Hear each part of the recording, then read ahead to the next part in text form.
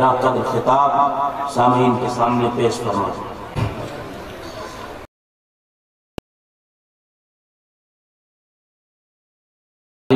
من يهده الله فلا مضل له ومن يضلل فلا هادي له وأشهد أن لا إله إلا الله وحده لا شريك له وأشهد أن محمدا عبده ورسوله يا أيها الذين آمنوا اتقوا الله حق تقاته ولا تموتن إلا وأنتم مسلمون يا أيها الناس اتقوا ربكم الذي خلقكم من نفس واحدة وخلق منها زوجها وبث منهما رجالا كثيرا ونساء واتقوا الله الذي تساءلون به والأرحام إن الله كان عليكم رقيبا يا أيها الذين آمنوا اتقوا الله وقولوا قولا سديدا يصلح لكم أعمالكم ويغفر لكم ذنوبكم ومن يطع الله ورسوله فقد فاز فوزا عظيما أما بعد فإن خير الحديث كتاب الله وخير الهدي هدي محمد صلى الله عليه وسلم وشر الأمور محدثاتها وكل محدثة بدعة وكل بدعة ضلالة الضلالة في النار أعوذ بالله من الشيطان الرجيم بسم الله الرحمن الرحيم يا أيها الذين آمنوا أطيعوا الله وأطيعوا الرسول ولا تبطلوا أعمالكم۔ محترم صدر اجلاس، حضرات علماء کرام، محترم بزرگوں، نوجوان بھائیوں، پیارے بچوں، خواتین اسلام،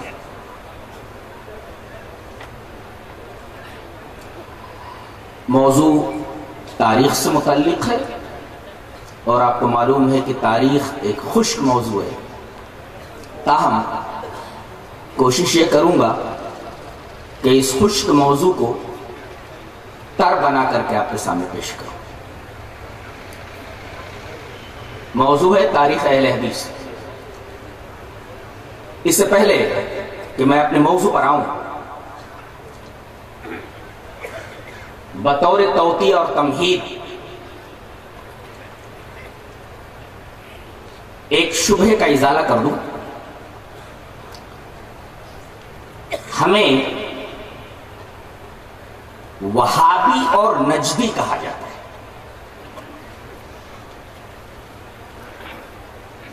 اور ان دو ناموں کے حوالے سے ہمیں بہت برا بھلا کہا جاتا ہے، اور شعراء نے تو باقاعدہ قافیہ پیمائیاں بھی کی ہے، سڑا سڑا وہا بڑا وغیرہ۔ سوال یہ ہے کہ یہ جو نام ہمیں دیا گیا ہے، کیا اہل حدیث اس نام کو تسلیم کرتا ہے؟ قطعاً نہیں، ہم وہابی ہیں ہی نہیں۔ اب ظاہر ہے کہ ہم جب اپنے آپ کو وہابی مانتے ہی نہیں، تو اگر کوئی لفظ وہابی کو درمیان میں لا کر گالیاں بکے، برا بھلا کہے، تو وہ جانے، اس کا کام جانے۔ یہ تو ایسے ہی ہوا کہ ایک مسلک کے لوگ جنہیں صحابہ کرام سے عداوت اور بغض ہے، خاص طور سے حضرت ابو بکر رضی اللہ تعالیٰ عنہ اور ان کی بیٹی حضرت عائشہ رضی اللہ تعالیٰ عنہ سے بڑی دشمنی ہے۔ اس عورت نے ایک بکری پال رکھی، آپ چھگڑی پالے رہی، اور اس کا نام اس نے عائشہ رکھ رکھا تھا، اور صبح صبح منگری اٹھاتی اور عائشہ عائشہ کہہ کر کے اس بکری کو مارنے لگتی۔ اب بتائیے، اس بکری کا نام عائشہ رکھ کر کے اس کو پیٹنے سے صدیقہ کائنات حضرت عائشہ رضی اللہ تعالی عنہا کی ذات اقدس پر کیا حرف آتا ہے؟ یہ تو ایک بہت بڑی حماقت ہے۔ اسی طریقے کی ایک حرکت قریش مکہ نے نبی کریم صلی اللہ علیہ وسلم کے تعلق سے کی۔ آپ کا نام کیا تھا؟ محمد۔ محمد کا مطلب ہے جس کی بہت زیادہ تعریف کی گئی ہو۔ تو آپ کا نام محمد نہ زبان سے ادا کر کے آپ کو مزمم کہا جاتا ہے، جس کی بہت ہی برائی کی گئی ہو۔ نبی کریم صلی اللہ علیہ وسلم نے اپنے نام کے اس بگاڑے جانے پر کیا ریئیکشن ظاہر کیا، آئیے ایک حدیث میں دیکھتے ہیں۔ حدیث اس طرح، وان ابی ہریرہ رضی اللہ تعالیٰ عنہ قال قال رسول اللہ صلی اللہ علیہ وسلم الا تعجبون کیف یصرف اللہ عنی شتم قریش ولعنہم یشتمون مذمما ویلعنون مذمما وَأَنَا مُحَمَّدٌ رواہ البخاری فی کتاب المناقب۔ حضرت امام بخاری حدیث پاک کو بخاری شریف کتاب المناقب میں ایسے ہی لائیں، راوی جیسا کہ معلوم ہوا حضرت ابو ہریرہ رضی اللہ تعالیٰ عنہ۔ حضرت ابو ہریرہ رضی اللہ تعالیٰ عنہ فرماتے ہیں کہ نبی کریم صلی اللہ علیہ وسلم نے ارشاد فرمایا، کیا تمہیں اس بات پر تعجب نہیں ہوتا کہ اللہ تبارک و تعالی مجھ سے قریش کی گالیوں کو اور قریش کی لعنت کو کس طرح پھیر دیتا ہے؟ وہ لوگ مزمم کو برا بھلا کہتے ہیں، وہ مزمم کو گالی دیتے ہیں، وہ مزمم کے اوپر لعنت بھیجتے ہیں، لیکن میرا نام تو مزمم نہیں ہے، مانا محمد، میرا نام تو محمد ہے۔ یہ نبی کریم صلی اللہ علیہ وسلم کا ریئیکشن تھا ان کے اس ایکشن کے اوپر کہ نبی کریم صلی اللہ علیہ وسلم کو محمد کہنے کی وجہ مزمم بولتے تھے، تو نبی کریم صلی اللہ علیہ وسلم یہ بولتے تھے یہ تو میرا نام نہیں ہے۔ اسی طریقے سے اگر کوئی اہل حدیثوں کو اہل خبیث کہے تو در حقیقت وہ اس حدیث کے دائرے میں آتا ہے کہ نبی کریم صلی اللہ علیہ وسلم کا بھی نام بگاڑ کر کے قریش مکہ محمد کے بجائے مزمم کہتے تھے، اور نبی کریم صلی اللہ علیہ وسلم یہ فرماتے تھے کہ بھائی وہ مزمم کو گالی دیتے لیکن میرا نام تو مزمم نہیں، میرا نام تو محمد ہے۔ اسی وجہ سے اگر کوئی اہل خبیث کہے تو ہمارا نام تو اہل خبیث نہیں، ہمارا نام تو اہل الحدیث ہے۔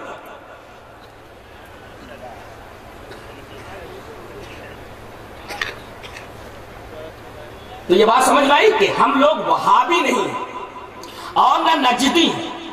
کیوں؟ اس لیے کہ عرب میں ایک عظیم مفکر اور مصلح پیدا ہوا تھا جس کا نام تھا محمد ابن عبد الوہاب۔ یہ عرب کے ایک ایریے نجد میں پیدا ہوئے تھے، اسی وجہ سے ان کو نجدی بھی کہا جاتا ہے۔ نام کیا تھا؟ محمد۔ باپ کا نام کیا تھا؟ عبد الوہاب۔ پیدا کب ہوئے؟ 1115 ہجری کے اندر۔ اب ان کا نام محمد، تو ان کی طرف اگر اہل حدیثوں کو منسوب کر کے بولنا ہے تو محمد ہی بولو، اس لیے کہ ان کا نام محمد تھا۔ اور اگر باپ کی طرف منسوب کر کے ہم کو وہابی کہا جاتا ہے تو ان کے باپ کا نام تو وہاب نہیں تھا، عبد الوہاب تھا، تو عبد الوہاب ہی بولو، اس لیے کہ ان کا نام عبد الوہاب تھا، وہاب نہیں تھا۔ لہذا میری سمجھ میں آج تک یہ بات نہیں آئی کہ ہمیں وہابی کیوں کہا جاتا ہے، اور جبکہ پتہ یہ چلتا ہے کہ ہمیں منسوب کیا جاتا ہے انہی کی طرف، محمد ابن عبد الوہاب نجدی کی طرف، لیکن یہ نسبت کچھ اب تک سمجھ میں نہیں آئی۔ اگر نام کی طرف نسبت ہے تو ان کا نام محمد تھا، ہمیں محمد ہی کہا جاتا۔ باپ کی طرف اگر منسوب کیا جاتا تو عبد الوہاب ہی کہا جاتا، اس لیے کہ باپ کا نام عبد الوہاب تھا۔ اور آخری بات، یہ حنبلی المسلک تھے، اور آپ کو معلوم ہے کہ اہل حدیث کسی شخصیت کی طرف اپنے آپ کو منسوب نہیں کرتا، اپنے آپ کو وہ حنفی نہیں کہتا، اپنے آپ کو وہ مالکی نہیں کہتا، اپنے آپ کو وہ شافعی نہیں کہتا، اپنے آپ کو وہ حنبلی نہیں کہتا۔ یہ حنبلی المسلک تھے، انہوں نے اپنی نسبت مشہور امام احمد بن حنبل کی طرف کر رکھا تھا، اور آپ کو معلوم ہے کہ اہل حدیث اپنی نسبت کسی شخصیت کی طرف نہیں کرتا سوائے اللہ اور اس کے رسول کے۔ لہذا کس بنا پر ہمیں وہابی کہا جاتا ہے، آج تک میری سمجھ میں یہ بات نہیں آئی۔ اچھا، اس آدمی سے انہیں دشمنی کیوں ہوئی ہمارے بھائیوں کو؟ اصل میں اس بیچارے سے ایک بہت بڑا گناہ ہو گیا تھا۔ گناہ کیا ہو گیا تھا؟ اس نے نبی کریم صلی اللہ علیہ وسلم کی ایک حدیث کے اوپر عمل کر لیا تھا، یہ بہت بڑا گناہ تھا اس کا۔ کس حدیث کے اوپر عمل کر لیا تھا؟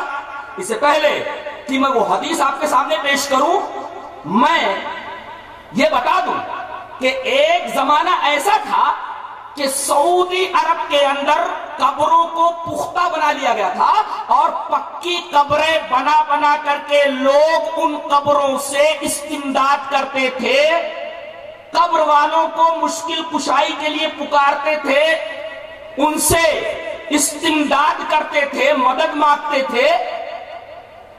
حضرت محمد ابن عبد الوہاب نجدی نے حکومت کی مدد سے ان تمام پکی قبروں کو اکھاڑ دیا اور انہیں زمین کے برابر کر دیا۔ انہوں نے کون سا گناہ کیا؟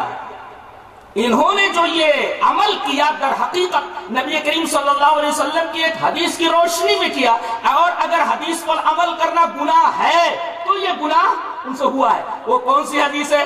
حدیث اس طرح وان ابی الحیاج الاسدی قال قال علی رضی اللہ تعالی عنہ الا ابعثک الا ما بعثنی علیہ رسول اللہ صلی اللہ علیہ وسلم اللہ تدع تمثالا الا تمسته ولا قبرا مشرفا الا سويته، رواہ مسلم فی کتاب الجنائز۔ حضرت امام مسلم رحمہ اللہ اس پوری حدیث کو ایسے ہی مسلم کتاب الجنائز کے اندر لائے۔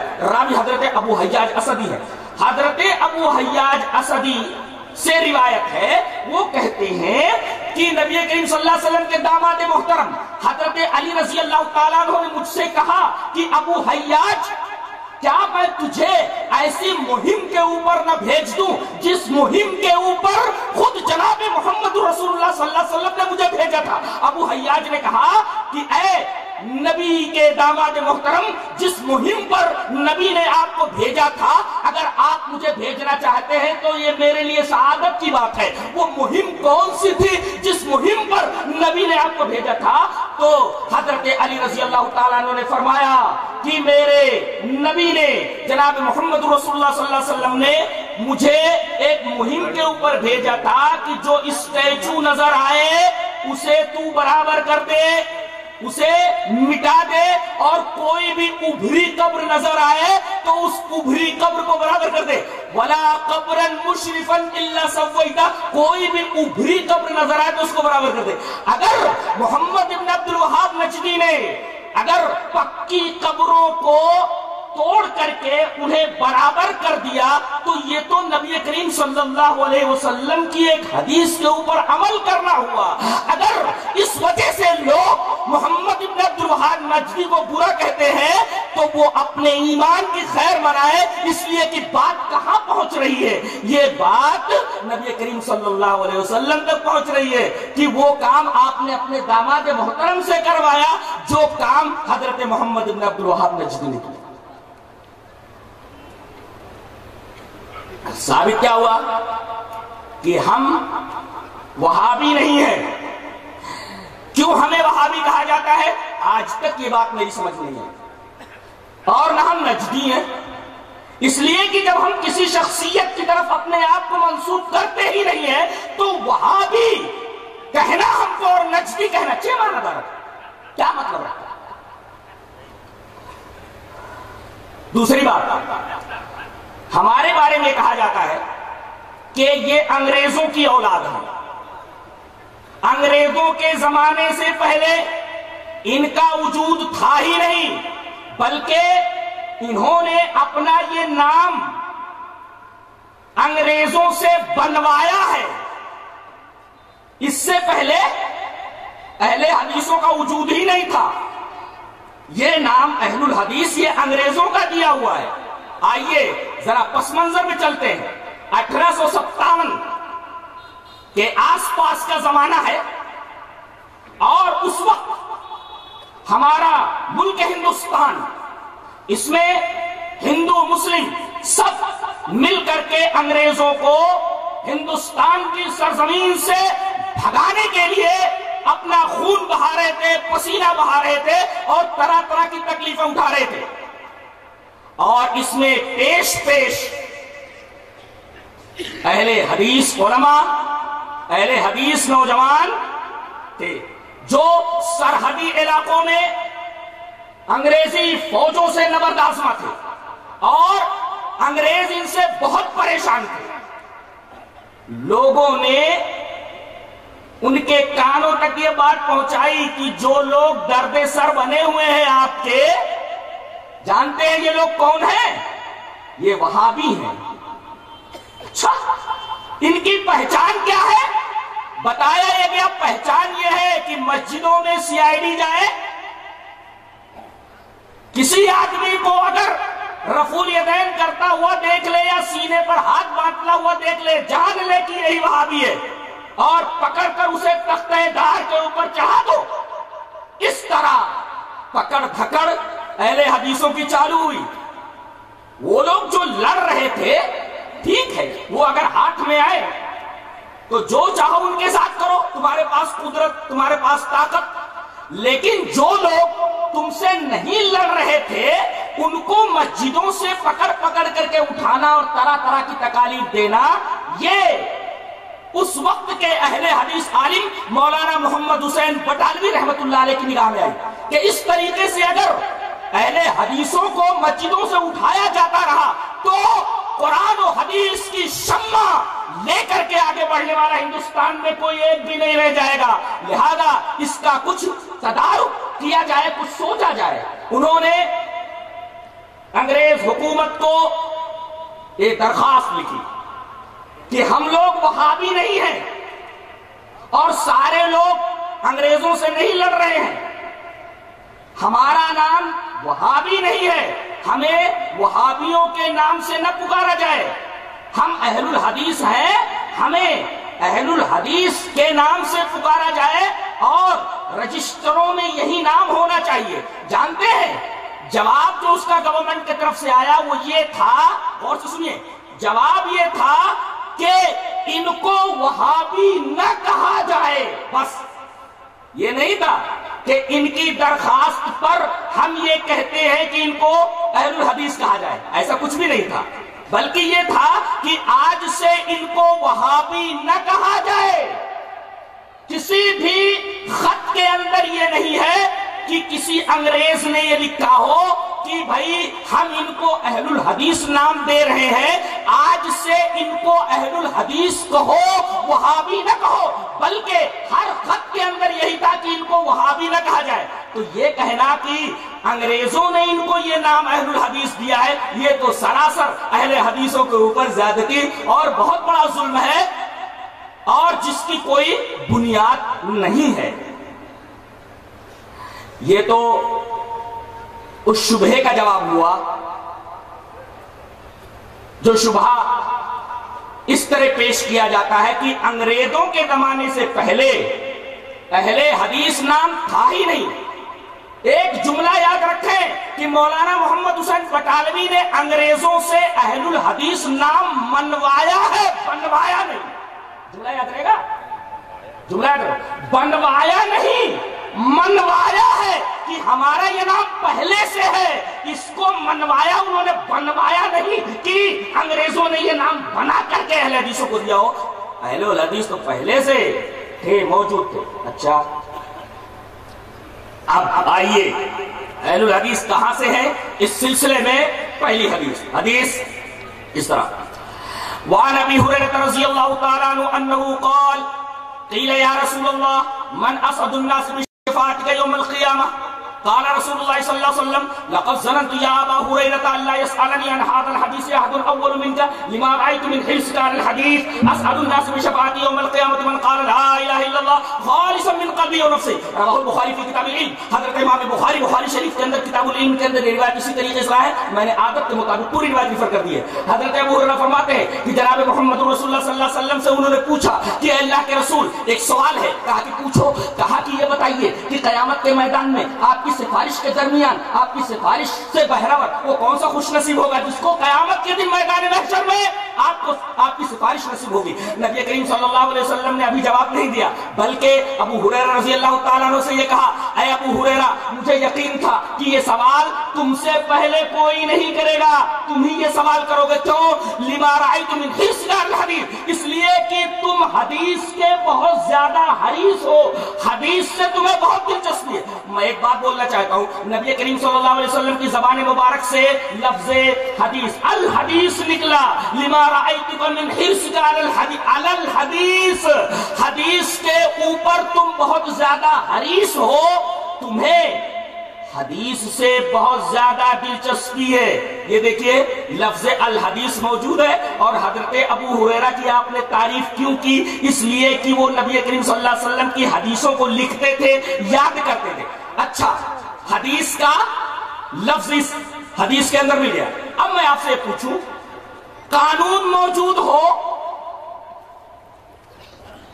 تو کوئی قانون بنانے والا یا قانون پر عمل کرنے والا نہیں رہے گا کیا؟ ارے قانون اگر موجود ہے تو سمجھ لو کہ قانون بنانے والا بھی موجود ہے اور قانون پر عمل کرنے والا بھی موجود ہے۔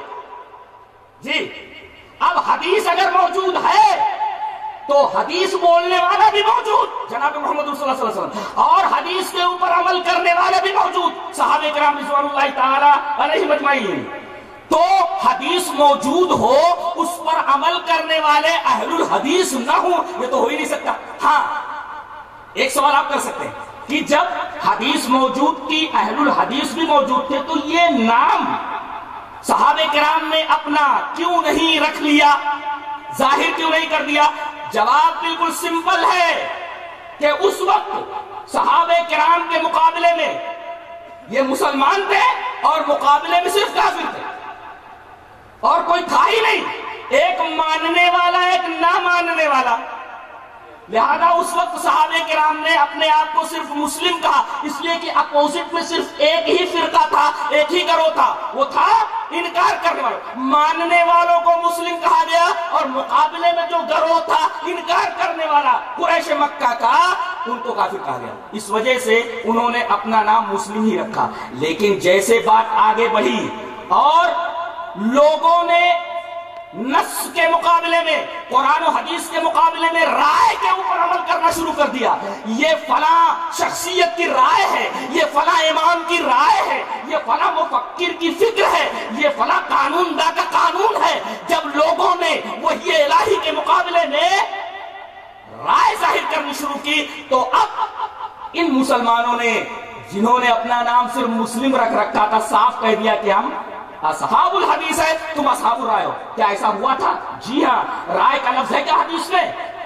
رائے کا لفظ ہے حدیث میں کہ کچھ لوگ رائے کے اوپر عمل کرنے لگے تھے۔ جی ہاں، دلیل یہ حدیث پاک۔ وعن علی رضی اللہ تعالیٰ عنہ قال، وعن علی رضی اللہ تعالیٰ عنہ قال لو كان الدین بالرائے لكان اسفل الخف اولى بالمسح من اعلى وقد رايت رسول الله صلى الله عليه وسلم يمسح ولا ظاهر الخفين رواه ابو داؤد في كتاب الطهارة۔ حضرت امام ابی داؤد اس حدیث پاک کو ایسے کتاب الطہارہ کے اندر لائے، راوی نبی کریم صلی اللہ علیہ وسلم کے داماد محترم حضرت علی رضی اللہ عنہ۔ غور سے دیکھیں، حضرت علی فرماتے ہیں کہ اگر دین کی بنیاد رائے کے اوپر ہوتی، لو کان الدین بالرائے، اگر دیکھنا ہو یہ حدیث ابو داؤد شریف کھول کر کے دیکھو، کتاب الطہارہ کے اندر یہ روایت مل جائے گی۔ حضرت علی فرماتے ہیں کہ اگر دین کی بنیاد رائے کے اوپر ہوتی، عقل کے اوپر ہوتی، تو موزے پر مسح نیچے سے ہوتا، اوپر سے نہیں۔ اگر کسی نے وضو بنا کر کے موزہ پہن لیا، تو اگر گاؤں میں ہے تو ایک دن ایک رات موزے کے اوپر مسح کرے اوپر سے، اور اگر مسافر ہے تو 3 دن 3 رات۔ لیکن شرط یہ ہے کہ وضو کر کے اس نے موزہ پہنا۔ جی، تو اگر مقیم ہے تو 1 دن 1 رات، اور اگر مسافر ہے تو 3 دن 3 رات وہ موزے کے اوپر مسح کرے گا۔ سوال یہ ہے کہ عقل تو یہ کہتی ہے، رائے تو یہ کہتی ہے کہ گندگی یہاں لگی ہے نیچے، تو یہاں مسح ہونا چاہیے، لیکن حضرت علی فرماتے کہ نبی کریم صلی اللہ علیہ وسلم کو میں نے دیکھا کہ آپ موزے پر اوپر سے مسح کر رہے ہیں، گندگی کہیں لگ رہی ہے اور مسح کہیں کروایا جا رہا ہے۔ پتہ یہ چلا کہ کچھ لوگ وحی الہی میں، نص کی موجودگی میں اپنی رائے داخل کرنے لگے تھے۔ اس طرح جب وحی الہی کہ ماننے والے ہی صرف موجود تھے تو مقابلے میں صرف کافرین تھے، لہذا اہل الحدیث نام شو کرنے کی ضرورت نہیں پڑی۔ لیکن آگے چل کر کے جب لوگوں نے حدیثوں کے مقابلے میں رائے پیش کرنی شروع کی، تو اب ضروری ہو گیا کہ مسلمان اپنے آپ کو اصحاب الحدیث کہیں کہ دیکھو ہم حدیث کے ماننے والے ہیں اور تم رائے کے ماننے والے ہو، ہم اصحاب الحدیث ہیں، تم اصحاب الرائے ہو۔ ضروری ہو گیا۔ ارے جب تک پورے گاؤں میں ایک ہی میڈیکل اسٹور ہو اور اصلی دوائیاں اس میڈیکل اسٹور پر مل جاتی ہوں، تو اب یہ لکھنے کی ضرورت نہیں ہے کہ بھئی یہیں صرف اصلی دوائی ملتی ہے۔ ہاں، جب اور کئی میڈیکل اسٹورز ہو جائے گاؤں میں اور یہ پتا چل جائے کہ کچھ میڈیکل اسٹورز میں نقلی دوائیں بھی مل رہی ہیں، تو اب ان لوگوں کو چاہیے جو صرف اصلی دوائیں بیچنا چاہتے ہیں، اصلی دوائیں صرف اسی میڈیکل اسٹور میں ملتی ہے، ضروری ہو گیا۔ لہذا جب لوگوں نے رائے کے اوپر عمل کرنا شروع کر دیا تو ان سے کہا گیا تم اصحاب الرائے ہو، ہم اصحاب الحدیث ہیں۔ اس طرح ضروری ہو گیا کہ اپنے آپ کو اصحاب الحدیث کہا جائے، تاکہ اصحاب الرائے اور اصحاب الحدیث کے درمیان ایک خط امتیاز، ایک خط فاصل کھنچ جائے۔ سمجھ میں آیا؟ اور پھر بات جب آگے بڑھی، لوگوں نے یہ کہا کہ ہم حدیث کو بھی مانتے ہیں، قرآن کو بھی مانتے ہیں، لیکن قرآن اور حدیث میں منمانی تعویل کرنے لگے، تو جو مسلمان تھے اور جنہوں نے اپنے آپ کو اصحاب الحدیث کہا، انہوں نے ایک اور نام اپنا رکھا، کہا کہ ہم سلفی ہیں۔ کیوں؟ اس لیے کہ تم قرآن اور حدیث میں منمانی تعویل کرتے ہو، ہم منمانی تعویل نہیں کرتے، ہم قرآن اور حدیث کا وہی معنی سمجھتے ہیں جو صحابہ کرام نے سمجھا ہے، سلف نے سمجھا ہے۔ تو اب ضروری ہو گیا کہ مسلم کے ساتھ اصحاب الحدیث کہیں اور اصحاب الحدیث کے ساتھ اپنے آپ کو سلفی کہیں، اس لیے کہ یہ بتاتا ہے لفظ سلف کہ ہم وہی الہی کو، قرآن اور حدیث کو اس طرح سمجھتے ہیں جس طرح صحابہ کرام رضوان اللہ تعالی علیہم اجمعین نے سمجھا ہے۔ یہ مطلب ہے اس کا۔ ورنہ اگر یہ سارے کے سارے فرقے مٹ جائے، ہمارے مقابلے میں صرف ایک ہی فرقہ رہ جائے، اپنے آپ کو صرف مسلمان کہیں، ثابت ہوا؟ جی، اس وجہ سے صحابہ کرام نے اپنا نام صرف مسلم رکھا تھا، مقابلے میں صرف ایک ہی گروہ تھا۔ اگر اصحاب الرائے ہوتے تو مسلمان اپنے آپ کو اصحاب الحدیث بھی کہتے ہیں، لیکن حدیث موجود تھی، حدیث کے اوپر عمل کرنے والے بھی موجود تھے، حدیث کہنے والا بھی موجود تھا، جناب محمد رسول اللہ صلی اللہ علیہ وسلم۔ یہ بات بھی صاف ہو گئی کہ اپنا نام انہوں نے اصحاب الحدیث کیوں نہیں رکھا اس وقت۔ اچھا، کیا اہل الحدیث کا ذکر قرآن میں ہے؟ جدہ میں میں نے دارالسلام سے کتاب لی، جدہ میں، تو اس کتاب کا نام ہے شرف و اصحاب الحدیث، مخرج ہو کر کے آئی، اردو میں ایک ترجمہ ہے لیکن انتہائی بیکار قسم کا، لیکن مخرج ہو کر کے آئی۔ اس میں جتنی احادیث ہیں، جتنے آثار ہیں، ہر ایک اثر کی تخریج کر دی گئی۔ آئیے ذرا ایک حدیث دیکھتے ہیں، ایک اثر دیکھتے ہیں۔ حضرت یزید ابن ہارون کہتے ہیں، اور سے سنیے، حضرت یزید ابن ہارون کہتے ہیں، کیا کہتے ہیں؟ قلت لحماد ابن زید یا ابا اسماعیل هل ذکر اللہ اصحاب الحدیث فی القرآن؟ قال بلا ألم تسمع إلى قوله ليتفقهوا في الدين ولينذروا قومهم إذا رجعوا إليهم؟ رواه الخطيب في كتابه شرف أصحاب الحديث، وهذا السند صحيح، سند بالکل صحیح ہے۔ حضرت یزید بن ہارون کہتے ہیں کہ میں نے حماد بن زید سے پوچھا کہ کیا اللہ تعالیٰ نے اہل حدیثوں کا ذکر قرآن میں کیا ہے؟ اللہ، اہل حدیثوں کا ذکر قرآن میں کیا ہے؟ تو حماد بن زید نے کہا بلا کیوں نہیں، ارے اللہ تعالیٰ نے قرآن میں اہل حدیثوں کا ذکر کیا ہے۔ کہا کہ اس آیت کے اندر، کہا کہ سورہ توبہ کی اس آیت کے اندر جو 11ویں پارے میں ہے، اللہ نے فرمایا لیتفقہوا فی الدین ولینذروا قومهم اذا رجعوا، وہ دین کی فقہ حاصل کرتے ہیں اور جب لوٹتے ہیں تو اپنی قوم کو انذار کرتے ہیں۔ گویا سورہ توبہ کی اس آیت سے حماد بن زید نے استدلال کیا کہ اللہ تبارک و تعالیٰ نے اہل الحدیث کا ذکر قرآن حکیم میں کیا ہے۔ اچھا، کہیں اور بھی ہے؟ علامہ ابن تیمیہ کے شاگرد رشید حافظ باب الدین ابن کثیر، جن کی تفسیر کی کتاب تفسیر ابن کثیر میرا خیال ہے کہ ہر اہل حدیث کے گھر میں ہوگی تقریباً، جنہیں پڑھنے کا شوق ہے، وہاں 15ویں پارے کی تفسیر جب انہوں نے کی تو اس آیت کی تفسیر ہے، اللہ نے فرمایا یوم ندعو کل اناس بامامہم، قیامت کے دن ہم لوگوں کو قیامت کے دن ہم لوگوں کو ان کے امام کے ساتھ بلائیں گے، لیڈر آگے آگے اور مقتدی پیچھے، نہ جہنم میں کوئی تنہا جائے گا نہ جنت میں کوئی تنہا جائے گا، لیڈر آگے آگے ہوگا، پیچھے مقتدی لوگ ہوں گے، ہاں، چاہے برے لیڈر ہوں چاہے اچھے لیڈر ہوں، سب ایک ساتھ جائیں گے۔ زمرہ کا لفظ ہے، جنت جائیں گے تو زمرہ، جہنم میں جائیں گے تو زمرہ مارے گروہ کی شکل میں۔ اب یہ جا رہے ہیں جنت میں لوگ۔ اب امام کون آگے؟ یوم ندعو کل اناس بامامہم، اللہ فرماتا ہے کہ ہم اس دن تمام لوگوں کو ان کے امام کے ساتھ بلائیں گے۔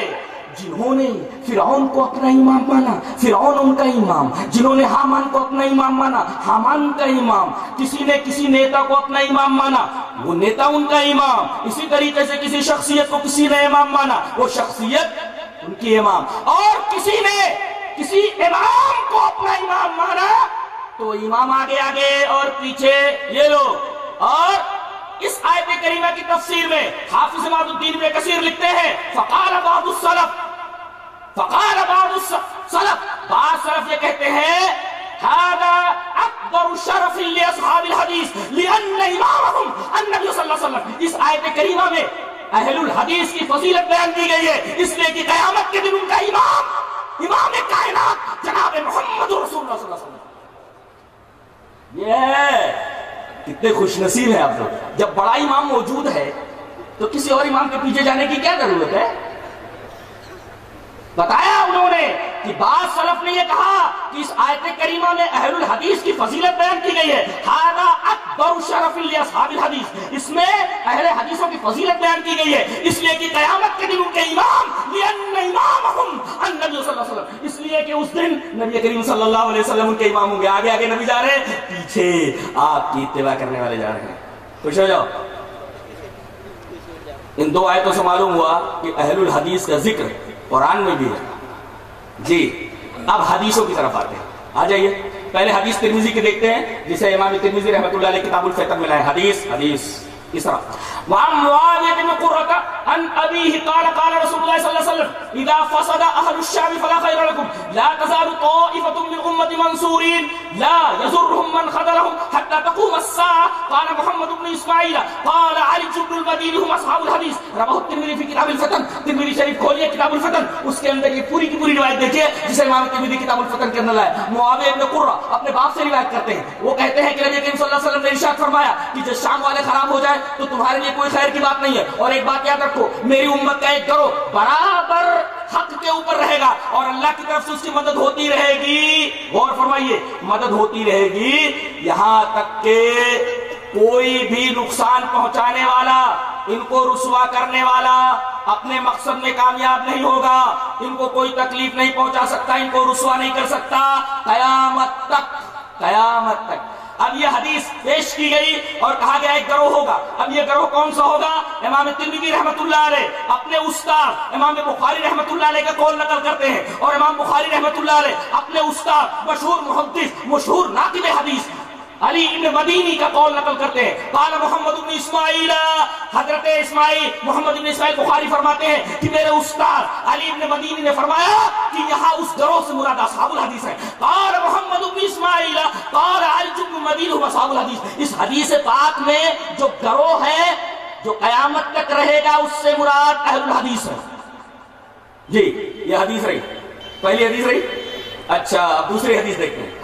حدیث اس طرح وعن عمران بن حسین رضی اللہ تعالی عنہ قال قال رسول اللہ صلی اللہ علیہ وسلم لا تزال طائفة من امتی يقاتلون على الحق لا يضرهم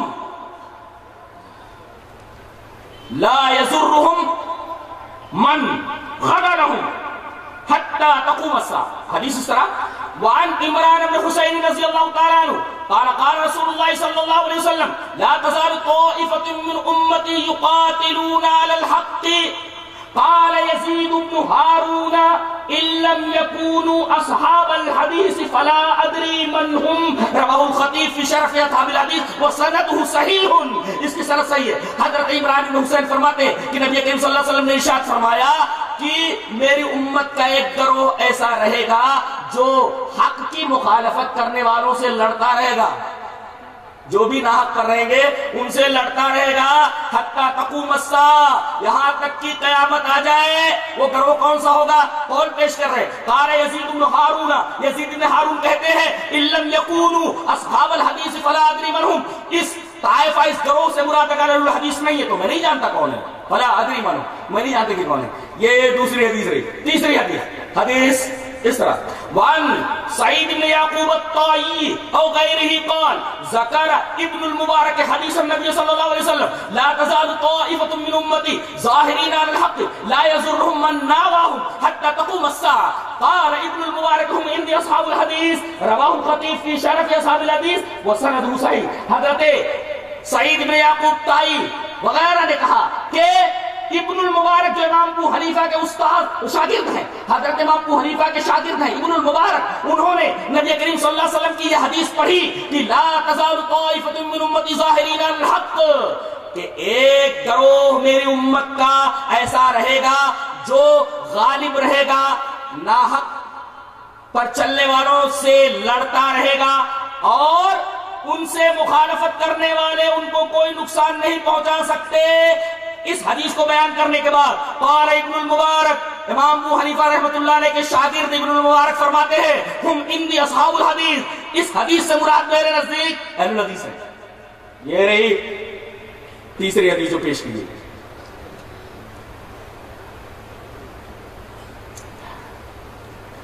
قرآن حکیم کی 2 آیتوں سے استدلال اصحاب الحدیث کے شرف کے اوپر پیش کیا گیا، اور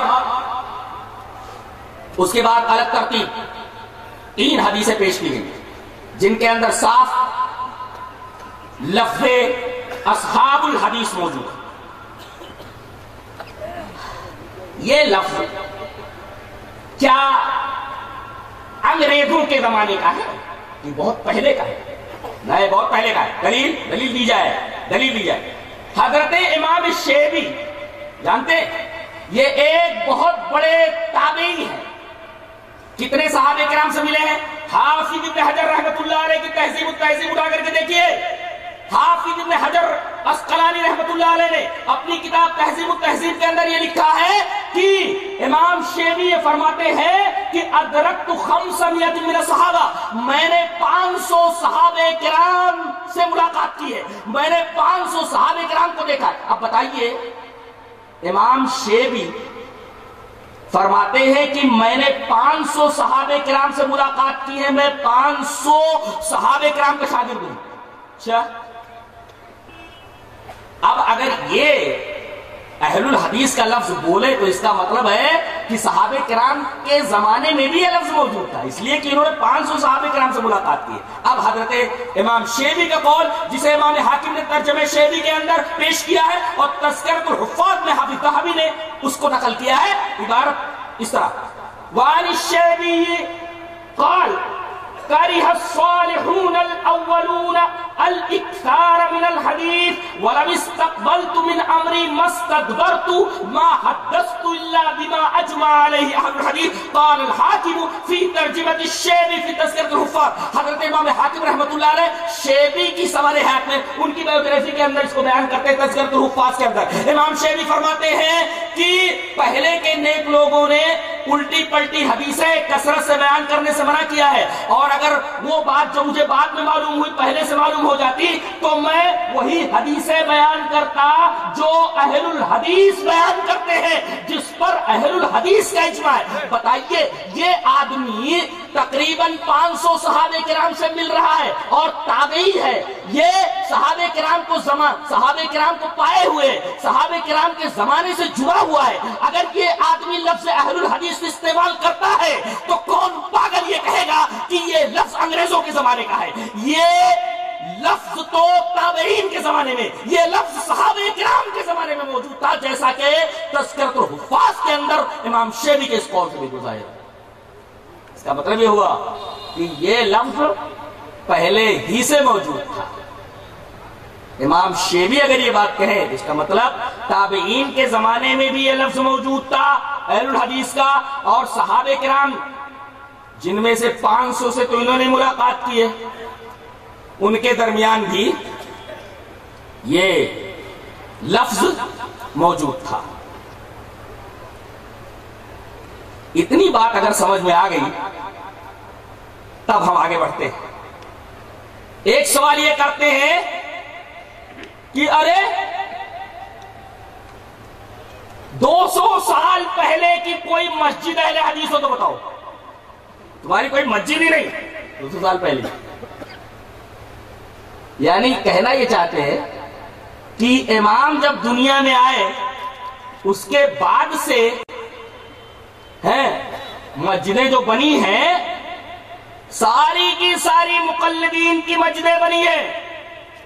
اہل الحدیث کی مسجدیں بہت بعد میں بنائی گئی ہیں، جس سے یہ پتا چلتا ہے کہ یہ بالکل نیا فرقہ ہے، پہلے سے اس کا وجود تھا ہی نہیں، ورنہ ان کی مسجدیں بھی پہلے سے ہوتی.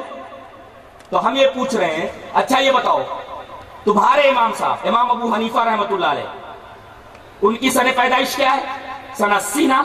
اچھا، اور سن 80 میں پیدا ہوتے ہیں، اور اس کے بعد حضرت امام شافعی رحمۃ اللہ علیہ سن 150 ہجری کے اندر پیدا ہوتے ہیں. یعنی جس سن میں حضرت امام ابو حنیفہ کا انتقال ہوتا ہے اسی سال امام شافعی پیدا ہوتے ہیں.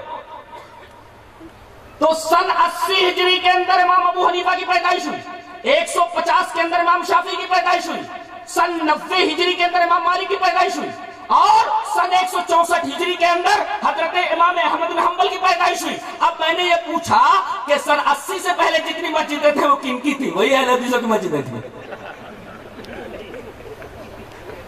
اس سے پہلے کہ تم اپنی مسجدیں دکھاؤ، حنفی مسجد دکھاؤ، مالکی مسجد دکھاؤ، رضائی مسجد دکھاؤ، لحافی مسجد دکھاؤ مسجد. اس سے پہلے ارے بھائی امام ابو حنیفہ آ رہے ہیں سن 80 میں، امام شافعی آ رہے ہیں سن 150 میں، امام مالک آ رہے ہیں سن 90 میں، امام احمد بن حنبل آ رہے 164 کے اندر. یہ سن 80 سے پہلے جتنی مسجدیں ہیں، طائف کی مسجد کس کی؟ مدینہ کی مسجد، نبی کی مسجد کس کی مسجد؟ کعبہ کس کی مسجد؟ مدینے کے اندر دیگر جو مسجدیں بنی تو کون سی مسجد؟ ظاہر ہے کہ کوئی پاگل بھی یہ نہیں کہہ سکتا کہ حنفی مسجد تھی، مالکی مسجد تھی ہے، حنبلی مسجد تھی ہے، شافعی مسجد تھی. اس لیے کہ سن 80 کے بعد یہ سوال ہے اس سے پہلے کی مسجدیں کون سے؟ وہ اہل الحدیث مسجدیں. ایک مثال دیتا ہوں، کہنے لگے مثال دیتے ہیں، ایک سمندر ہے. کیا مثال دیتے ہیں؟ ایک سمندر ہے، ٹھیک ہے بھائی سمندر ہے، اس سے 4 نہریں نکلی. 4 امام کہتے ہیں کہ ایک سمندر ہے جس سے 4 نہریں نکلی، ایک ایک نہر سے اپنے اپنے ذوق کے مطابق لوگ پانی پی رہے ہیں. یہ 5واں فرقہ کہاں سے آ گیا؟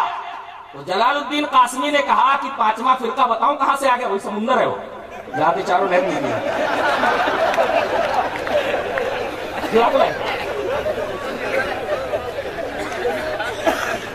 دیکھو کیسی الٹی پلٹی مثالیں دیتے ہیں. ایک سمندر ہے جس سے 4 نہریں نکلی، 4 نہروں سے مراد یہ 4 امام. تو یہ 5واں فرقہ اہل حدیث کہاں سے آیا؟ میں نے کہا 5واں فرقہ وہی سمندر ہے جہاں سے یہ سب نکلے. لیکن پہلے جب نکلے تھے تو نہر میں پانی صاف تھا، جیسے جیسے یہ نہر آگے بڑھتی گئی اس کے اندر کچرا وچرا سب بھر گیا، پورا کا پورا پانی پینے جیسا نہیں رہا. لوگوں کو چاہیے کہ اگر خالص پانی پینا ہے تو اصل جہاں سے یہ نکلی تھی 4 نہریں، اصل پانی کی طرف، اصل ماں کی طرف، سمندر کی طرف رجوع کرو. اور تمام ائمہ کرام نے یہ کہا کہ ہم نے جہاں سے بات لی وہیں سے لو، جناب محمد رسول اللہ صلی اللہ علیہ وسلم کی بارگاہ سے یہ ساری چیزیں لو. اب جی چاہتا وہ حدیث پڑھ دوں تاکہ مزہ آ جائے. حدیث اس طرح وعن ابی ہریرہ رضی اللہ تعالی عنہ قال قال رسول اللہ صلی اللہ علیہ وسلم انی قد ترکت فیکم شیئین لن تضلوا بعدهما کتاب اللہ وسنتی ولن يتفرقا حتى يرد علی الحوض رواه الحاکم فی المستدرک فی کتاب العلم. حضرت امام حاکم رحمہ اللہ اس حدیث پاک کو ایسے ہی مستدرک حاکم میں کتاب العلم کے اندر لایا. راوی حضرت ابو ہریرہ ہے. حضرت ابو ہریرہ فرماتے ہیں کہ نبی کریم صلی اللہ علیہ وسلم نے ارشاد فرمایا کہ میں نے تمہارے درمیان 2 چیزیں چھوڑ دی، یہی نہر ہے، یہ الہی کی. قرآن بھی اترا اللہ کی طرف سے، حدیث بھی اتری، یہ وہ سمندر ہے، یہ وہ سمندر ہے. بعد میں نہریں نکل دی گئی، ٹھیک ہے بھائی تھوڑی دور چلی ہیں نہریں، پانی صاف تھا، لیکن جیسے جیسے نہریں آگے بڑھتی گئی پانی گدلا ہوتا گیا. اب جن کو یہ گندا پانی پینا ہو وہی پیو، ہم کو یہ کچرے والا پانی نہیں پینا ہے، ہم کو بیمار نہیں ہونا ہے. ایک بیماری بدن کی بیماری ہوتی ہے، روح کو بیماری لگ جائے تو، ایمان کو بیماری لگ جائے تو ہمیں ان نہروں کا پانی نہیں پینا ہے، اس لیے کہ جس نہر کا پانی خراب ہو گیا ہو اس کے اندر کیٹانو، اس کے اندر جراثیم، نقصان دہ، مضر للصحہ، صحت کے لیے مضر، پورے بدن کو تباہ کر دینے والے. جب آدمی گندا پانی پینے کے لیے راضی نہیں ہوتا، بسلری مانگتا ہے، دین کے بارے میں گندا پانی پینے کے لیے تو تیار ہو جاتے ہو. شرم نہیں آتی تم کو؟ حیا نہیں آتی؟ حیا نہیں آتی؟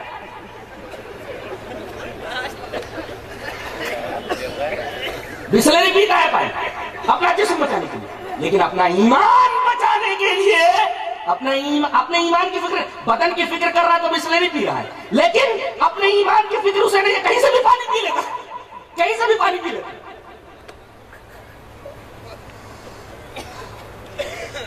وہ کہتے ہیں سارے راستے صحیح ہیں. ارے بھی سارے راستے کیسے صحیح ہیں؟ جی یہ تو ہمارا ہندو بھائی بھی نہیں مانتا کہ چاروں راستے، ہر راستہ صحیح ہے. پہلے حدیث دیکھتے ہیں، اس کے بعد ایک شلوک دیکھتے ہیں. حدیث کس طرح؟ وعن جابر بن عبد الله رضی اللہ تعالی عنہ قال كنا عند النبي صلى الله عليه وسلم فخط خطا وخط خطين عن يمينه وخط خطين عن يساره ثم وضع يده في الخط الاوسط فقال هذا سبيل الله ثم تلا ان هذا صراطي مستقيما فاتبعوا ولا تتبعوا السبل فتفرق بكم عن سبيله. رواه ابن ماجه في كتاب المقدمه في باب اتباع سنه رسول الله صلى الله عليه وسلم. حضرت امام ابن ماجه فصلوا جلدی میں پڑھ رہا ہوں حدیث، پرفیکٹ حدیث پڑھ رہا ہوں. حضرت جابر بن عبداللہ فرماتے ہیں کہ ہم لوگ نبی کریم صلی اللہ علیہ وسلم کے پاس بیٹھے ہوئے تھے، آپ نے ایک سیدھا خط کھینچا، he drew a straight line، آپ نے ایک سیدھی لکیر کھینچی اور اس سیدھی لکیر کے دائیں طرف 2 لکیریں اور بائیں طرف 2، کتنی ہو گئی؟ 2 and 2 make 4، 4 ہو گئی نا، 4. اور آپ نے انگلی کس پر رکھی؟ بیچ والی پر. ہاں سبیل اللہ، یہ اللہ کا راستہ. پھر یہ 4، پھر یہ 4، انگلی آپ نے تو بیچ والی پر رکھا ہے.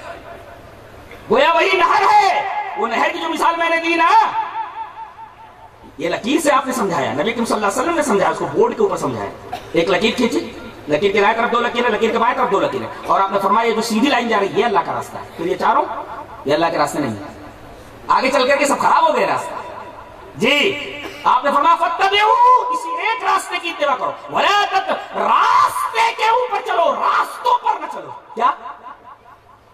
ارے آپ لوگ خاموش بیٹھے ہوئے، راستے پر چلو، راستوں پر نہ چلو.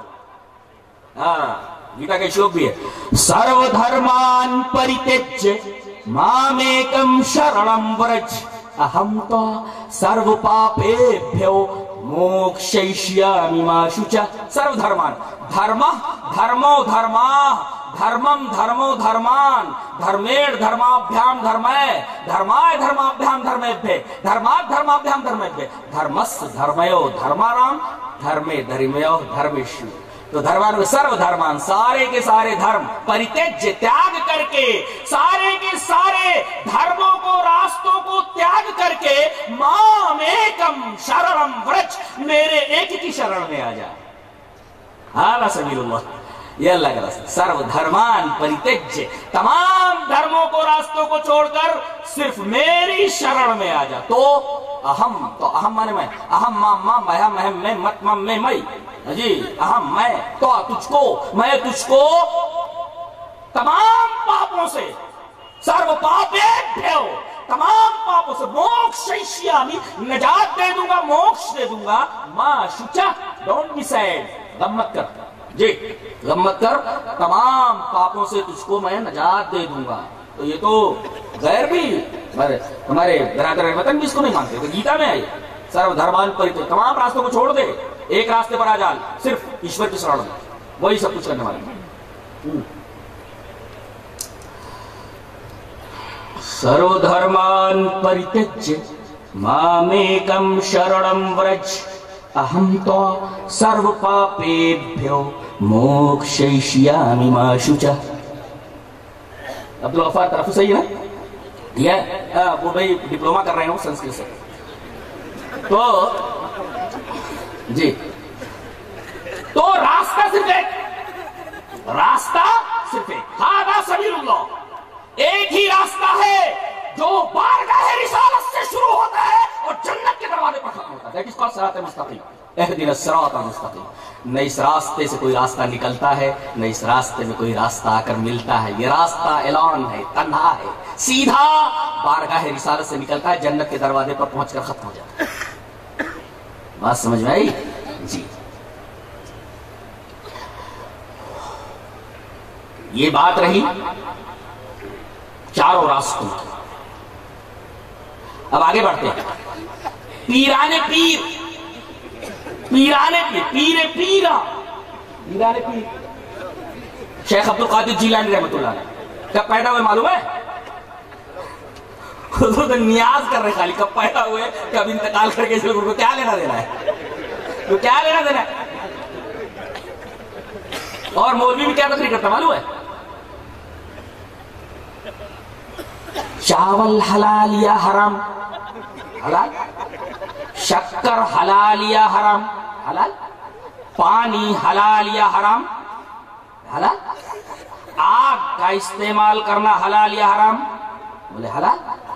کہا کہ ساری چیزیں مفردن اگر حلال ہیں، اس کو اگر ملا کر کے 11ویں شریف کی شیرینی بنا لی جائے تو وہاں بھی کہتا حرام ہے.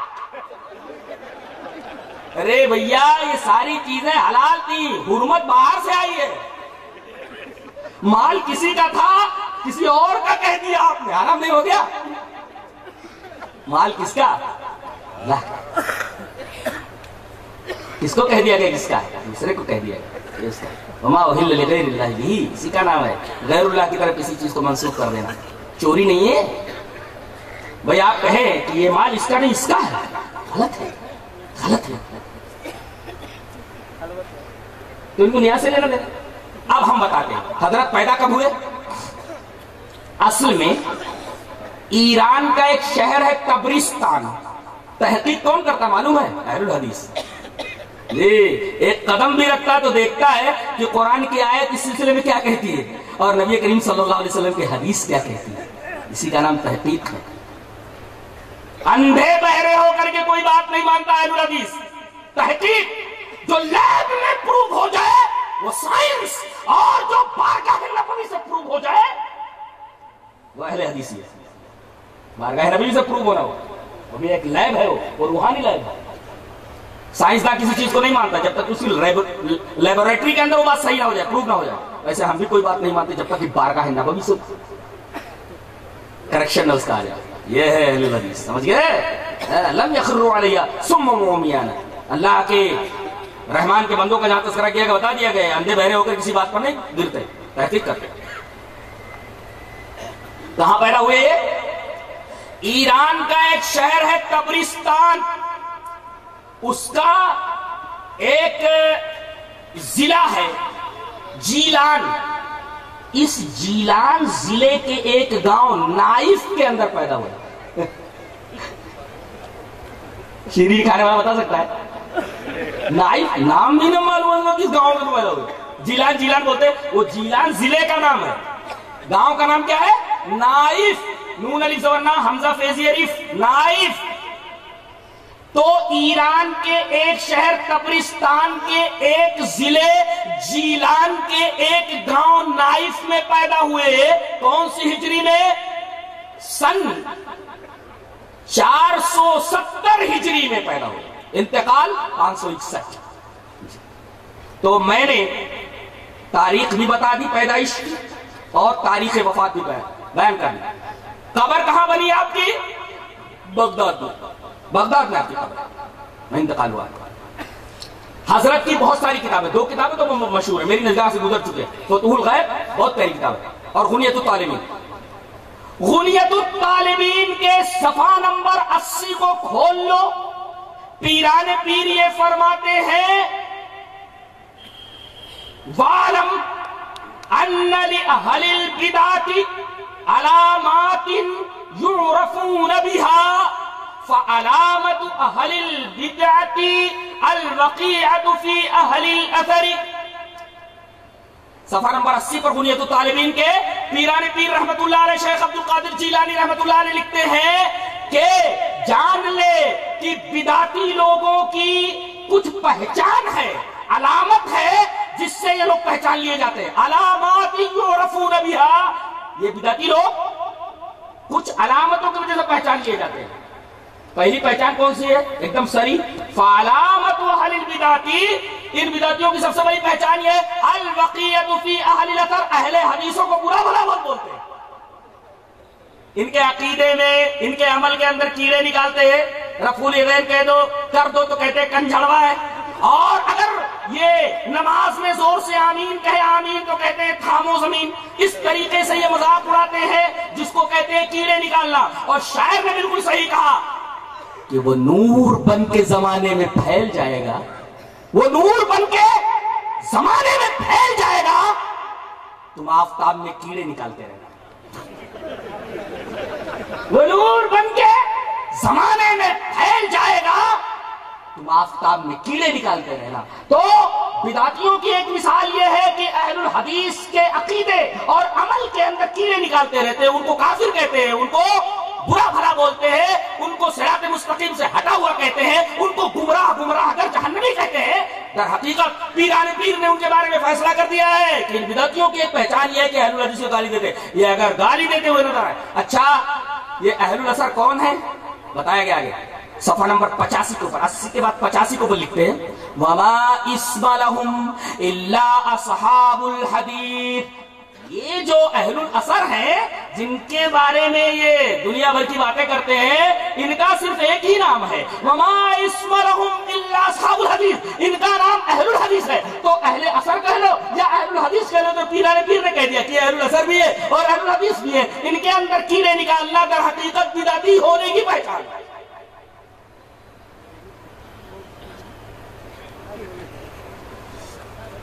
جہاں تک بات ہمارے ہندوستان کے اندر، بہت پیاری بات کہنے جا رہا ہوں، شاید ہمارے علماء کی نگاہ اس طرف گئی ہو لیکن آپ لوگوں کی نگاہ تو پتہ نہ گئی ہو. ہندوستان کا نام، الہند کا نام ہمارے پیارے نبی جناب محمد رسول اللہ صلی اللہ علیہ وسلم کی زبان مبارک پر آیا ہے. یہ عجیب بات نہیں ہے؟ ارے بتائیے، ہمارے پیارے نبی معصوم کی معصوم زبان پر ہمارے اس دیش کا نام آیا ہے. روایت کہاں ہے؟ نسائی شریف میں. تو ہر بچہ پڑھتا ہے، چاہے وہ دیوبندی مدرسہ ہو، تو بریلوی مدرسہ، چاہے حدیث مدرسہ ہو، یہ کوئی بھی مدرسہ ہو، یہ حدیث پڑھائی جاتی ہے. حدیث کی کتاب نسائی. آئیے وہ حدیث پڑھ لیتے ہیں. زبان نبوی سے ہمارے اس دیش کا نام نکلا ہے.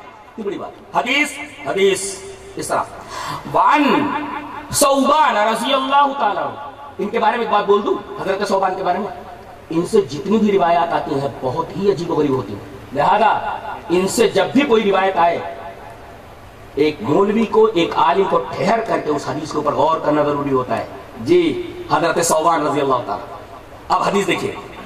وعن ثوبان، حدیث اس طرح وعن ثوبان رضی اللہ تعالیٰ عنہ قال رسول اللہ صلی اللہ علیہ وسلم اصابتان من امتی احرزہم اللہ من النار، اصابت تغزو الہند و اصابت تکون مع عیسی ابن مریم. رواہ النسائی فی کتاب الجہاد. حضرت امام نسائی شریف کتاب الجہاد کے اندر روایت لائے. اور نبی کریم صلی اللہ علیہ وسلم کے بہت پیارے صحابی اور بہت ہی عالم صحابی حضرت ثوبان رضی اللہ تعالیٰ فرماتے ہیں، حضرت ثوبان فرماتے ہیں کہ نبی کریم صلی اللہ علیہ وسلم نے ارشاد فرمایا کہ میری امت کے دو گروہ، اور فرمائیے اصابتان من امتی، یہ حدیث لے کر کے جاؤ نسائی شریف کی، کہ میری امت کی دو جماعتیں، میری امت کے دو لشکر ایسے ہوں گے، دو جماعتیں ایسی ہوں گی کہ اللہ ان کو جہنم کی آگ سے نجات دے دے گا. ایک جماعت وہ جو ہندوستان آئے گی، اللہ تغزو الہند، ہندوستان آئے گی. زبان نبوی سے علامہ البانی نے اس کو سلسلۃ الاحادیث الصحیحہ کے اندر ذکر کیا ہے. اس وقت کلام بھی نہیں ہے، حدیث صحیح ہے. سلسلۃ الاحادیث الصحیحہ کے اندر علامہ البانی لائے. آپ یہ نہیں کہہ سکتے یہ حدیث ادھر ادھر کی ہے. یہ بتائیے سلسلۃ الاحادیث الصحیحہ للالبانی. تو ایک گروہ تو وہ جو ہمارے ہندوستان آئے گا، ہندوستان کا تلفظ، ہندوستان کے نام کا لفظ نبی کریم صلی اللہ علیہ وسلم نے اپنی زبان مبارک سے، اس دیش میں ہم رہتے ہیں الحمدللہ، اس دیش میں ہم رہتے ہیں، وہ ہمارا دیش ہے جناب محمد رسول اللہ صلی اللہ علیہ وسلم کی زبان مبارک پر آیا کہ 2 جماعتیں ایسی ہوں گی کہ اللہ ان کے اوپر جہنم کی آگ کو حرام کر دے گا، جہنم کی آگ سے بچا لے گا۔ ایک جماعت تو وہ ہوگی جو ہندوستان آئے گی، اور ایک جماعت وہ ہوگی جو عیسیٰ علیہ السلام کے ساتھ ہوگی۔ جی ہندوستان کب آئے لوگ؟ ایک بات بولتا ہوں پہلے، سن 15 ہجری کے اندر، یعنی حضرت عمر کے زمانے ہی میں، سن 15 ہجری کے اندر، غور سے سنیے، غور سے، سن 15 ہجری کے اندر حضرت عمر رضی اللہ تعالیٰ عنہ کے دور میں بحرین کے گورنر حضرت حکم ابن ابی العاص، ان کے بھائی عثمان ابن ابی العاص، ان کے بھائی حضرت مغیرہ ابن ابی العاص، یہ سارے کے سارے لوگ ایک لشکر لے کر کے سندھ پر آتے اور بھروس تک آ جاتے۔ کب آئے ہیں یہ؟ سن 15 کے اندر۔ کتنی عجیب بات ہے، یعنی نبی کریم صلی اللہ علیہ وسلم کو ابھی دنیا سے گئے ہوئے چند ہی سال ہوئے کہ اسلام یہاں آ گیا۔ کب؟ سن 15 کے اندر۔ اسلام کون لایا پہلے؟ امام ابو حنیفہ لائے، وہ تو 80 میں ہوئے، 80 میں پیدا ہوئے، اور سن 15 کے اندر اسلام آ گیا ہمارے ہندوستان میں۔ اچھا، اور اس کے بعد سن 92 کے اندر خلیفہ ولید ابن عبد الملک، جس کا ایک گورنر حجاج ابن یوسف ثقفی، اس کی سرپرستی میں ایک لشکر سندھ پر آیا راجہ طاہر سے لڑنے کے لیے۔ محمد ابن قاسم جو 19 سال کے تھے، ان کی کمان میں آیا۔ یہ واقعہ کب کا ہے؟ سن 92 کا۔ اس وقت امام ابو حنیفہ کی عمر کتنی تھی؟ 11 یا 12 سال کی، چھوٹے سے تھے۔ یہ آنے والے کون آئے؟ امام کے ماننے والے نہیں، یہ حدیث کے ماننے والے، قرآن کے ماننے والے آئے۔ اسلام اس طریقے سے آئے۔ سن 15 کے اندر سے شروع ہوا، سن 92 کے اندر یہ لوگ آئے، اور سن 92 سے لے کر سلسلہ چلتا رہا سن 95 تک، مسلسل 3 سالوں تک یہ اسلام ادھر آتا رہا۔ اچھا، اب معاملہ رہا حضرت خواجہ اجمیری رحمت اللہ علیہ کا۔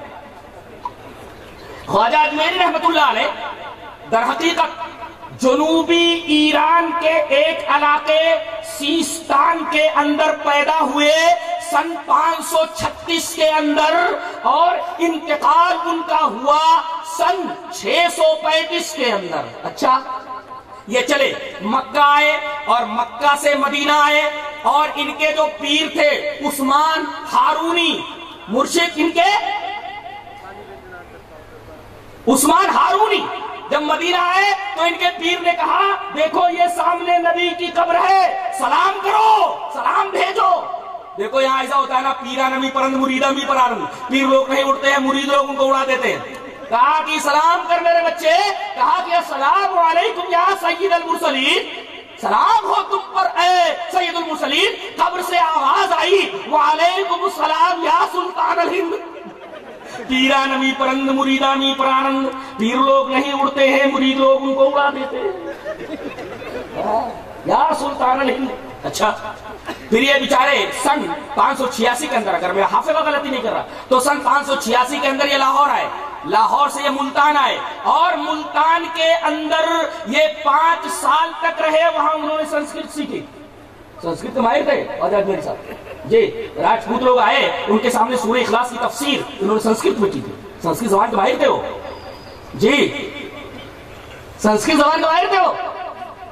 اور زبان جہاں تک معاملہ ہے قبر سے جواب آنے کا، بالکل صحیح نہیں ہے، اس لیے کہ بات حدیث کے خلاف ہے۔ حدیث اس طرح، وعن ابی ہریرہ رضی اللہ تعالی عنہ قال قال رسول اللہ صلی اللہ علیہ وسلم انا سید ولد آدم یوم القیامہ واول من ينشق عنه القبر واول شافع واول مشفع، رواه مسلم فی کتاب الفضائل۔ حضرت امام مسلم رحمہ اللہ اس حدیث پاک کو ایسے کتاب الفضائل کے اندر لائے۔ حضرت ابو ہریرہ فرماتے ہیں کہ جناب محمد رسول اللہ صلی اللہ علیہ وسلم نے ارشاد فرمایا کہ میں قیامت کے دن تمام اولاد آدم کا سردار، اور سب سے پہلے میری قبر پھٹے گی۔ اس کا مطلب قیامت سے پہلے، سورہ اسرافیل سے پہلے آپ کی قبر پھٹے گی ہی نہیں، اور جب قبر پھٹے گی ہی نہیں تو جواب باہر آنے کا سوال ہی پیدا نہیں ہوتا۔ لہذا حدیث پاک سے ثابت ہوا کہ یہ کہانی بنا لی گئی ہے، پیرا نمی پرند مریدہ می پرانند، پیر لوگ نہیں اڑتے ہیں، مرید لوگ ان کو اڑا دیتے ہیں۔ اور غزنی آئے، غزنی میں بتایا جاتا ہے کہ ان کو خواب دکھایا گیا، نبی کریم صلی اللہ علیہ وسلم خواب میں آئے، یہ بھی بالکل جھوٹی بات ہے، غلط بات ہے۔ تو کہا گیا کہ آپ ہندوستان جائیے، آپ ہندوستان آئے، دلی آئے، اس وقت پرتھوی راج جو ہے یہاں کا حکمراں تھا، اس سے ملاقات کی، اور انہوں نے اجمیر کو اپنی دعوت و تبلیغ کا مرکز بنایا، اور آج وہیں وہ آسودہ خاک ہے۔ انہوں نے یہ نہیں کہا تھا کہ میرے مرنے کے بعد میری قبر پکی بنا لینا اور میری پوجا کرنا. جی اگر وہ راجپوتوں کو ان کے دربار میں ان کے پاس آتے ہیں وہ تو سورہ اخلاص کی تفسیر کرتے ہیں. وہ سورہ اخلاص پوری کی پوری توحید کے اوپر ہے. سورہ اخلاص کی تفسیر وہ سنسکرت کے اندر بیان کرتے تھے. وہ کیسے کہہ سکتے کہ میرے مرنے کے بعد تم مجھے کارساز بنا لینا اور مجھے مشکل کشا مان لینا, مجھ سے درخواست کرنا, میری بگڑی بنا دینا؟ یہ کیسے سکتا؟ جو بات انہوں نے کہی ہے. تو کب آئے ہیں یہ 586 میں تو یہ ملتان گئے ہیں لاہور سے. اچھا, اور ملتان 5 سال رہے, تو 86 کے اندر 5 سال اور پڑھا دیجئے. یہی کوئی 592 وغیرہ کے اندر وہ ہندوستان آئے. نبی کریم صلی اللہ علیہ وسلم کے 500 سال بعد. اور اسلام کب پہنچا ہے؟ سن 15 کے اندر آ گیا تھا. صحابی آ گئے تھے. اور یہی نہیں بلکہ محمد بن قاسم آ گئے تھے سن 92 کے اندر. جی, اور 3 سال تک ادھر ہی رہے. اور ایک واقعہ بیان کر کے میں بات کو ختم کروں گا.